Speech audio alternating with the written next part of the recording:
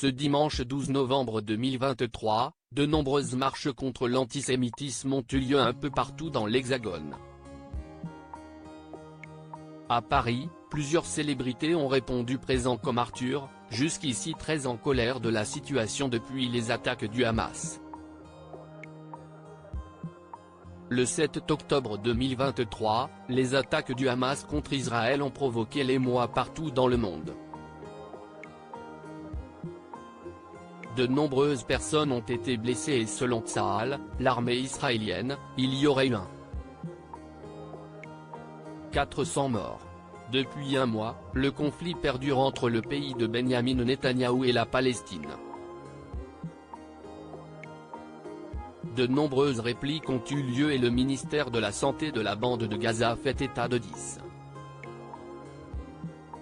328 personnes décédées dans les bombardements israéliens. La situation a poussé de nombreuses personnalités à réagir et à prendre position.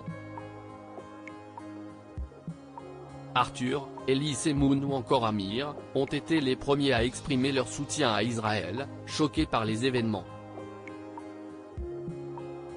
Le chanteur avait d'ailleurs partagé un émouvant témoignage de son expérience traumatisante à Tel Aviv sous une pluie de roquettes.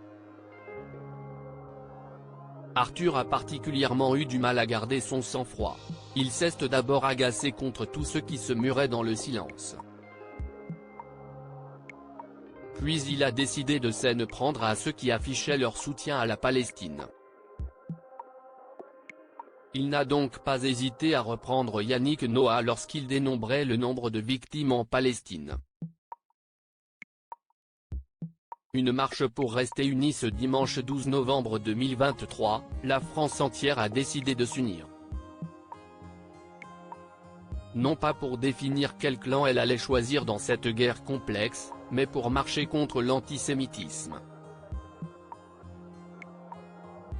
En effet, le nombre de propos et attaques antisémites ont largement augmenté depuis le début du conflit. Les personnalités politiques et culturelles ont ainsi rejoint le mouvement. Elie Chouraki a déploré l'absence du président de la République, tandis qu'Arthur a partagé un message positif pour la première fois depuis un mois.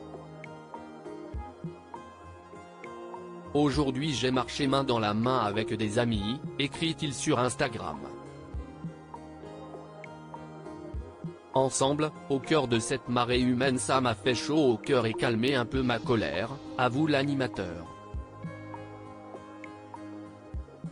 Il a remercié les gens croisés pour leurs mots, leurs encouragements et clins d'œil bienveillants. Il le répète inlassablement, la lutte contre l'antisémitisme est un combat permanent et exigeant, ne l'oublions pas.